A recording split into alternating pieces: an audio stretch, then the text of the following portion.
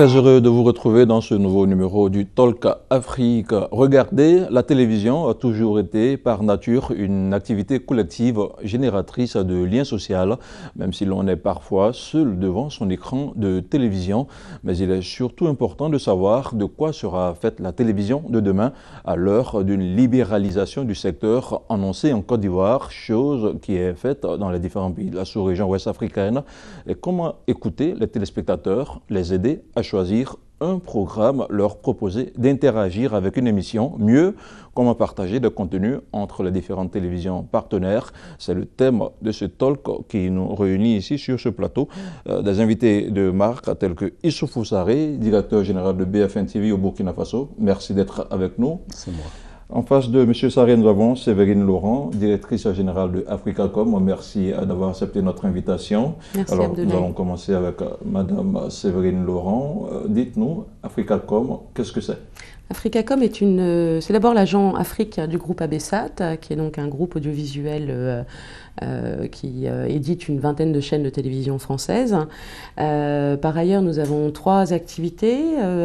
L'accompagnement au développement de structures internationales qui souhaitent se développer en Afrique subsaharienne. On a accompagné notamment des structures telles que Pixagility, qui s'est installée ici en Côte d'Ivoire.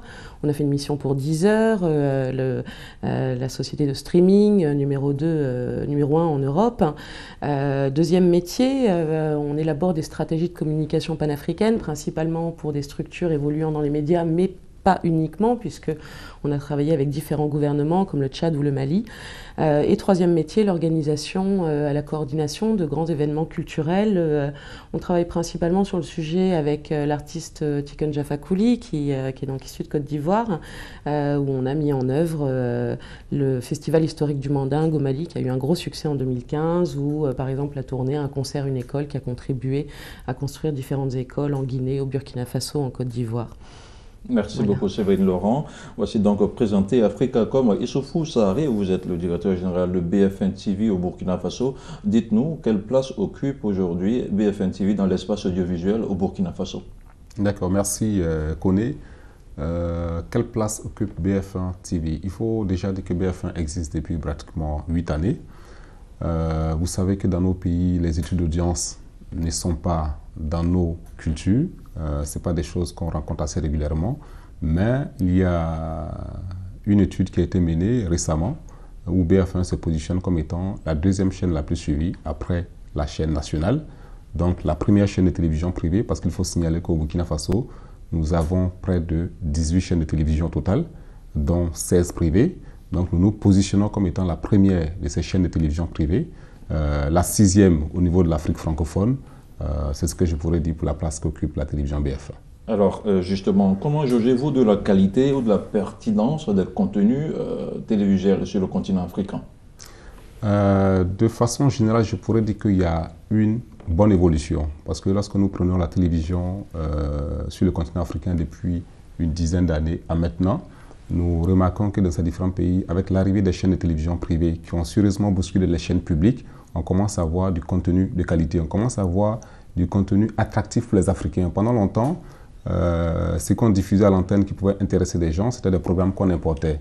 Mais depuis, comme je dis, un certain nombre d'années, il y a des programmes, quand je prends le cas du Burkina Faso, nous avons des programmes chaque vacances, par exemple BFM Freestyle, BFM Musclor, qui nous permet chaque mercredi et jeudi de remplir une salle de près de 1200 personnes et d'avoir à l'antenne près de millions de personnes qui suivent ces émissions. Ce n'est pas le seul cas, je peux citer autant d'exemples sur les autres chaînes de télévision privées. Donc c'est dit qu'il y a une bonne évolution des différentes chaînes, mais nous n'avons pas encore atteint le niveau du standard international, quand bien même qu'il y a des chaînes qui tendent vers. Donc c'est tout le défi pour ces chaînes aujourd'hui. Alors Séverine, vous qui êtes présente sur le continent africain depuis plusieurs années, est-ce qu'il existe aujourd'hui une sorte de plateforme officielle de partage de contenu entre les différents acteurs de télévision africaine? Alors ça a déjà été tenté plusieurs fois, notamment différents programmes de la coopération qui ont essayé de mettre en place des plateformes d'échange de contenu, que ce soit en termes de contenu écrit, contenu audiovisuel. Ça n'a jamais fonctionné. C'est-à-dire que jusqu'à aujourd'hui, en fait, on se rend compte que tout ce qui est gratuit n'a pas de valeur.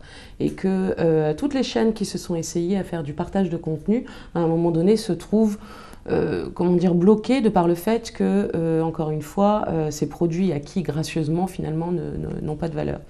Le système a été plombé également pendant de très nombreuses années, puisque la coopération internationale, par l'intermédiaire de Canal France International ou de l'AITV, fournissait quasiment gratuitement toutes ces images qui venaient d'ailleurs. C'est-à-dire que vous, ici en Côte d'Ivoire, lorsque la chaîne nationale RTI avait besoin d'images de l'intronisation du président Ibeka, par exemple, on est obligé de passer par la France pour récupérer ces infos, alors même que ce qui n'est pas normal. Alors que ce sont des pays voisins.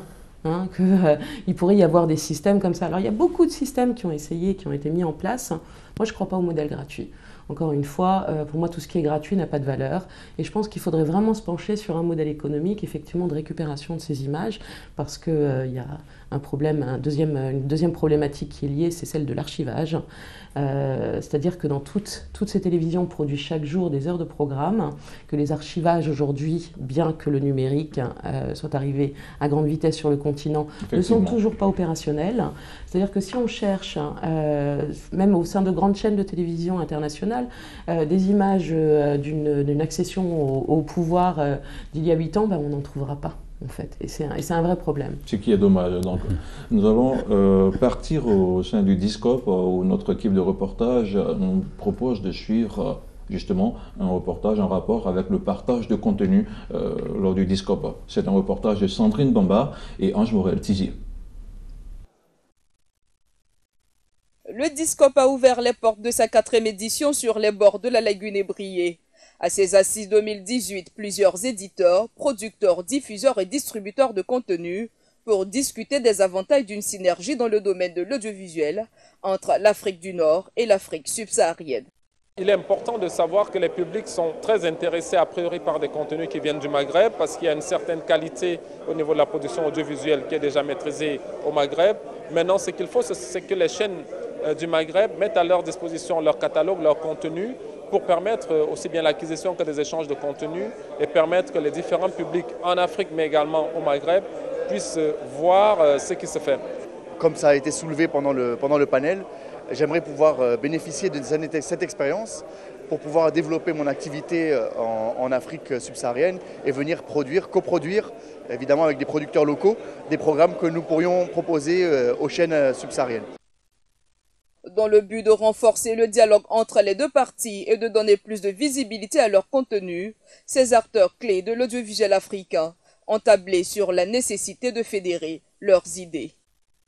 Il y a des contenus qui sont faits en Algérie, qui sont faits au Maroc, qui sont faits au Cameroun, qui sont faits en Côte d'Ivoire, qui sont faits dans d'autres pays. Il faut une mutualisation de ces contenus, que ce soit un contenu informatif, des contenus sportifs, des contenus culturels. Et par cette mutualisation, les chaînes nationales, les chaînes privées ne pourront qu'enrichir leur grille et proposer donc des contenus plus riches pour les téléspectateurs panafricains. Ce rendez-vous annuel de l'audiovisuel voit déferler les amoureux du cinéma, de la musique et de la culture. Durant 3 jours, le marché commun aux pays d'Afrique francophone va favoriser les échanges, la distribution et la vente de productions audiovisuelles. Voilà, vous venez de suivre avec moi ce reportage réalisé lors du Discope qui s'est achevé à Abidjan. Issoufou Sarri, réaction après avoir vu ce reportage. D'accord, je pense que c'est un thème qui nous interpelle tous parce qu'aujourd'hui nous sommes sur un même continent. Il n'est pas normal que ceux de l'Afrique du Nord ne sachent pas ce qui se passe en Afrique subsaharienne, si ce n'est par les médias occidentaux, vice-versa. Donc il serait effectivement intéressant que des deux côtés, nous puissions réfléchir à des plateformes, à des solutions pour pouvoir échanger nos différents programmes. Et comme l'un des intervenants l'a dit, au-delà des échanges de programmes, c'est comment est-ce qu'on pourrait coproduire ensemble des programmes. Comment est-ce qu'une chaîne de télévision au niveau du Burkina, au niveau de la Côte d'Ivoire, pourrait initier un projet au niveau du Maghreb et vice-versa, de sorte à ce qu'on puisse, à travers nos différents contenus, rapprocher davantage nos différentes populations. Dans l'application, comment cela peut se matérialiser, Séverine? Le numérique peut vraiment nous aider. Le numérique peut vraiment nous aider. Et puis, il y a un besoin immédiat à l'heure d'aujourd'hui qui pourrait faire un pont, un lien en fait entre l'Afrique subsaharienne et l'Afrique du Nord. C'est une opportunité malheureuse, mais cependant, on a besoin d'images du terrorisme. au Nord Mali, le terrorisme qui touche le Nord Mali, qui touche l'Algérie. À l'heure d'aujourd'hui, en fait, les Algériens n'ont pas d'images qui viennent du Mali, les Maliens n'ont pas d'images qui viennent d'Algérie. Et c'est là un vrai sujet, en fait, et un vrai besoin de toutes les chaînes de télévision internationales. Monsieur François Chignac, directeur d'Africa News, en a parlé pendant l'élément.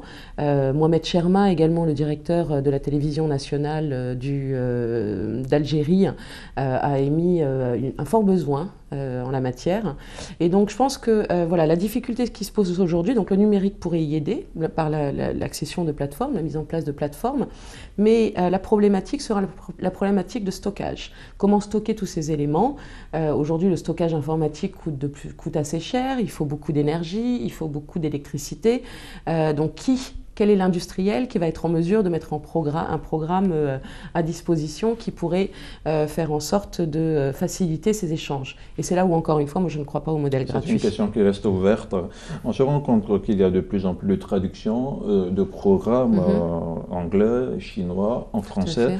N'est-il pas un marché pour les langues nationales Tout à fait. africaines? Ouais. C'est la nouvelle tendance, effectivement. J'ai rencontré beaucoup de directeurs de chaînes de télévision nationales, locales, et on se rend compte, au Mali par exemple, on a une douzaine de langues qui sont officielles. On a le Bambara, on a le Tamashek, voilà. Oui. Et en fait, il y a un besoin en fait dans ces langues locales aussi pour pouvoir parler aux populations qui sont dans les campagnes, parce qu'aujourd'hui elles ne sont pas du tout représentées, donc elles continuent à regarder des programmes même en chinois dans les campagnes quelquefois, ou en français, alors que ce sont des langues qu'elles ne comprennent pas, puisque par exemple, les taux de francophones dans un pays comme le Burkina Faso ne dépassent pas 25%. On les rencontre dans les villes, mais dans les campagnes, ils parlent le Mossi, ils parlent d'autres langues.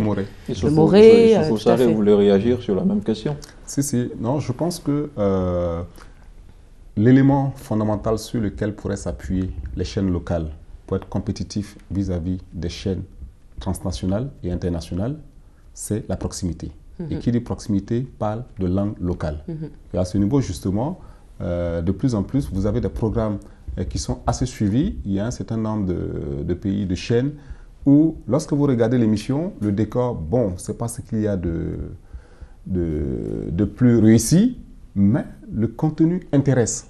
Parce que la thématique abordée, la langue dans laquelle on intervient, intéresse les populations. Tout à fait. Donc tout de suite, ça fait de l'audience. C'est ça. Voilà, des écrans miroirs. Exact. Donc c'est pour dire effectivement, au-delà de ça, il faut même travailler à valoriser. Pendant longtemps, si vous avez remarqué sur certaines chaînes, lorsqu'on parlait d'émissions en langue ou d'informations en langue, c'était beaucoup plus de vieilles personnes, des personnes âgées avec des tenues un peu débraillées, tout ça, pour venir présenter. Oui. Nous, au niveau de BFM par exemple, on a essayé d'avoir un gîte en Moré des plus modernes qui soient, où les présentateurs, les présentatrices, lorsque vous mutez le son, on ne vous dirait pas que c'est un JT en langue. Voilà, ils sont autant bien habillés, autant bien mis que ceux qui font en français. Et parfois même, on essaie d'avoir beaucoup plus d'éléments attractifs sur les émissions en langue qu'au niveau des émissions en français. Et vous pensez que ce genre de programme a forcément une cible? A forcément une cible, oui, mais permet même de regagner d'autres personnes qui avaient quitté. Comme je vous le dis, si je prends les jeunes aujourd'hui qui ont parfois un problème d'identification, ils se disent à qui s'identifier, à quelle culture, ou lorsqu'on leur parle de leur culture locale, de leur langue nationale, ils voient c'est un peu has-been, c'est un peu vieux, c'est un peu pas branché. Mais lorsque vous leur présentez des présentateurs et présentatrices bien mais qui parlent la langue, ils se disent mais je peux être branché et parler ma langue. Donc c'est une façon aussi de promouvoir cette langue. D'accord. Alors, nous sommes en Afrique subsaharienne, en Afrique de l'Ouest, de façon précise. Est-ce que les programmes en langue arabe ont une chance de pénétrer notre marché ouest-africain? Ils le font déjà. Figurez-vous que la production turque... Déjà qu'on n'a pas la même culture. Alors, on n'a pas la même culture, c'est certain, mais bon, il y a beaucoup de novellas aussi qui sont produites en Amérique centrale, en Amérique du Sud, et on n'a pas la même culture. Et en réalité, ces programmes le font déjà, mais c'est la Turquie qui a un pas d'avance sur toutes les autres productions. Regardez Canal+ aujourd'hui, Canal+ Afrique, ils ont acheté pas mal de productions turques. On ne sait pas forcément que c'est du turc, mais ça l'est. On croit que ça vient un peu d'Amérique centrale, on ne sait pas très bien d'où ça vient, mais ils le font déjà, par l'intermédiaire bizarrement de la Turquie.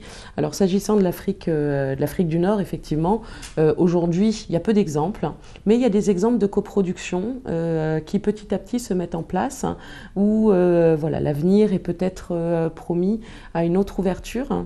Il ne faut pas oublier que l'Afrique du Nord, donc le Maghreb en fait a été désigné dans la zone MENA, donc Moyen-Orient, par le FMI et la Banque mondiale, et c'est pour ça qu'elle ne fait pas partie des statistiques africaines. Et donc on parle d'Afrique dès lors qu'on descend en dessous du Maghreb, ce qui est une aberration totale, et c'est à l'Afrique de recréer les liens directement avec ce Maghreb, chose que s'attache à faire. Et donc la réponse à la question c'est oui. Oui, tout à fait, il y a une place. Il y a une place. Les valeurs ne sont pas forcément communes. Est-ce qu'il y a une place aussi dans le sens inverse? Ce n'est pas évident. Moi, je crois que ce sont des questions d'intégration qui vont prendre quelques années. Voilà, voir des Arabes sur les écrans d'Afrique subsaharienne, au départ, ça risque de bousculer un peu les mentalités et vice-versa. D'accord. Et c'est ça qui est intéressant. Ok. Comment procédez-vous sinon pour couvrir les grilles quand on sait que le programme coûte assez cher sur le continent? Comment est-ce que vous procédez, vous, en tant que directeur général de BF1, de façon spécifique, un exemple propre à votre télévision? D'accord. Déjà, au niveau de l'acquisition, nous avons deux procédés, sinon deux modes. L'acquisition par la production interne et l'acquisition extérieure, soit par achat, soit par bartering ou par acquisition gratuite. Voilà, tout ce qui vous permet d'acquérir des programmes de l'extérieur. Nous, au niveau de BF1, nous avons décidé de mettre l'accent sur la production interne. Ce qui fait que, je dirais, près de 70% de nos programmes sont produits de l'intérieur. Pour ce qui concerne les acquisitions externes, il y a une bonne partie que nous avons de par les bartering avec des distributeurs comme Côte-Ouest, Alchana, pour ne pas faire de pub, voilà, qui nous cèdent des programmes. En contrepartie, ils ont des espaces publicitaires sur nos antennes qu'ils revendent à des annonceurs. Il y a aussi des partenariats que nous avons souvent avec certaines institutions ou certains médias qui nous mettent à disposition des programmes et nous, en retour, on leur met également à disposition des programmes. Donc, je peux dire de façon brève que ce sont les différents procédés par lesquels nous faisons de l'acquisition de programmes pour meubler nos antennes. Sévérine, vous qui observez le continent africain depuis plusieurs années, ce modèle prôné par M. Sarri, qu'en pensez-vous? On est encore dans des économies un petit peu du troc, hein, quand on parle de bartering, quand on parle de placement de produits. Donc c'est vraiment un paysage qui émerge, c'est une industrie qui émerge en Afrique. Il ne faut pas oublier qu'il y a 15 ans de ça, il n'y avait quasiment pas une chaîne de télévision privée sur le continent. Donc on est vraiment au tout début, aux prémices de cette industrie qui a longtemps été dominée par des forces extérieures et qui, selon moi, a besoin de prendre de la maturité. N'oublions pas non plus que des programmes dans les écoles, dans les universités africaines pour savoir gérer des chaînes de télévision aujourd'hui restent rares. Ça fait seulement 3 ans, 4 ans peut-être qu'on voit quelques programmes comme ça intéressants qui s'ouvrent à la jeunesse africaine. Le temps que tout cela prenne forme, je pense qu'il faut attendre 5 bonnes années encore, non pas attendre, mais plutôt courir encore pendant 5 bonnes années pour pouvoir voir de vrais modèles économiques se dessiner et non plus rester dans ces économies du troc, mais créer de la vraie richesse, parce que l'échange, c'est bien, mais il n'y a pas de monnaie. Et c'est ça qui fait tourner le monde. Effectivement. À ce niveau, juste pour rebondir sur ce qu'elle a dit, il faudrait dire que cela est également fortement relié au marché. Tout à marché fait. publicitaire, parce que le modèle économique d'une chaîne de télévision est essentiellement basé sur la publicité. Or, une fois de plus, dans nos contextes, certes, des pays comme la Côte d'Ivoire, on pourrait dire que de plus en plus nous entrons dans une société de consommation, donc la publicité a son importance. Par contre, dans d'autres pays comme le Burkina, le Mali, le Niger, ça se fait encore attendre au niveau des annonceurs qui véritablement croient à la force de la communication, à la force de la publicité et soient disposés à mettre les montants qu'il faut. Et encore, avec l'évolution aujourd'hui du numérique, de plus en plus les budgets consacrés à la publicité média sur nos télévisuels sont rongés par la publicité digitale, par les forces de vente, parce que le débat a toujours été au niveau des différentes entreprises. Qu'est-ce que la publicité nous apporte réellement? Ça a toujours été un débat, raison pour laquelle, dès qu'il y a quelques secousses au niveau de l'entreprise, les premiers budgets qu'on coupe, c'est la pub. Donc il y a encore un travail à faire pour convaincre les gens de communiquer de par la publicité au niveau des médias et de la télévision, ce qui va nous permettre d'avoir suffisamment d'argent pour produire du contenu. Autrement, on aurait un modèle économique très fragile. On a rencontré ce souci, effectivement, je peux rebondir, Abdoulaye, parce que vraiment c'est important, je pense que c'est le point du sujet, effectivement, ces problématiques, on a Une additionnelle, c'est le fait que beaucoup de budgets panafricains de publicité sont pris par les grands industriels qui sont basés en dehors de l'Afrique, hein, qu'on ne va pas nommer ici parce qu'on ne veut pas la bagarre. Mais c'est vrai que ça, c'est un souci. Et c'est lié aussi aux études d'audience dont vous parlez tout à l'heure, où seules ces grandes chaînes ont les moyens de se payer des études d'audience, donc qui forcément les mettent en avant elles-mêmes.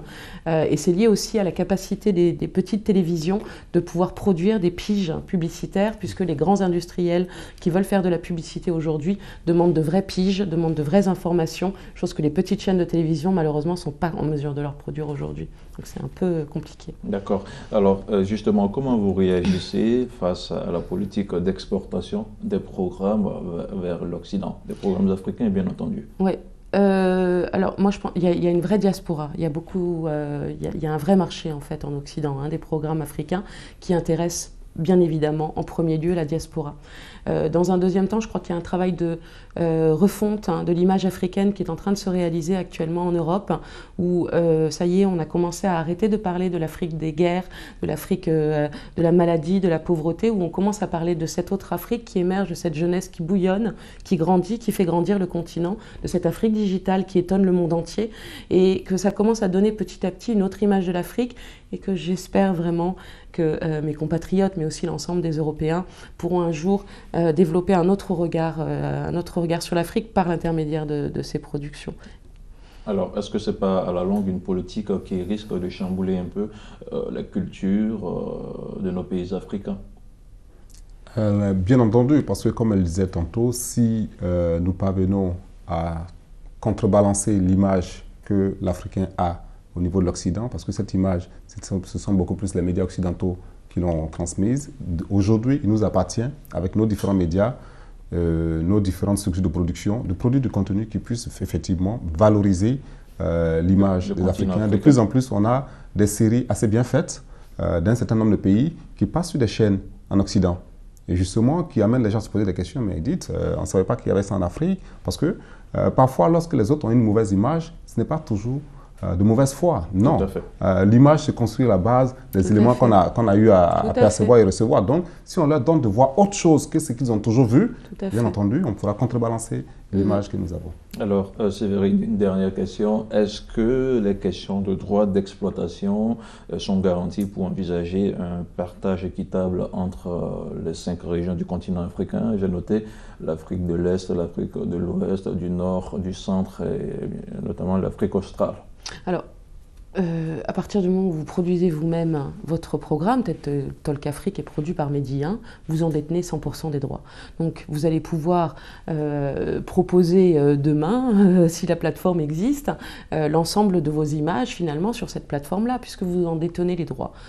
Donc il suffit de, je dirais c'est une organisation en amont, quand vous allez filmer dans la rue et que vous faites signer des décharges aux personnes que vous filmez, au lieu de se cantonner simplement à Medi 1, rajouter cette fameuse plateforme qui, je l'espère, existera rapidement. Voilà, c'est une question d'organisation en amont et c'est pas très lourd. Justement, cette organisation, comment est-ce qu'elle peut se faire de façon pratique? À ce niveau, je pense que les différents bureaux de gestion des droits d'auteur devraient pouvoir se concerter davantage. Parce que sous nos cieux, il faut dire que la problématique des droits au niveau de l'audiovisuel récente. Il y avait certes le cinéma, mais il faut dire pendant longtemps, c'était le droit français qui inspirait nos différents juristes. Mais de plus en plus, nos différents bureaux qui s'organisent essaient d'inviter cette thématique-là dans leurs différents débats, dans leurs différents échanges, afin justement d'adopter des textes qui correspondent à nos réalités et qui puissent permettre justement aux différents créateurs, autres acteurs intervenants de la chaîne de pouvoir bénéficier de leurs droits et ne pas se faire gruger par quelques exploitations que ce soit. D'accord. Merci, chers invités. Séverine Laurent, je rappelle que vous êtes la directrice générale d'Africacom. Vous êtes sur le continent africain depuis pas mal d'années déjà. Merci d'avoir répondu à notre invitation sur ce plateau. Et Issoufou Sarré, directeur général de BF1 TV au Burkina Faso, la première chaîne de télévision privée au Burkina. Merci également à vous d'avoir été d'un autre sur ce plateau. Et puis on espère que vos différentes structures pour collaborer avec Médien TV. Avec plaisir. Voilà, merci beaucoup. Avec plaisir, merci beaucoup Abdoulaye. Voilà que refaire moi ce numéro du Talk Afrique consacré au contenu, c'est nos contenus télévisuels entre les différents médias. Donc on espère que vous avez suivi cette émission avec beaucoup d'intérêt. Merci de rester sur la panafricaine et à très vite pour un autre numéro du Talk Afrique.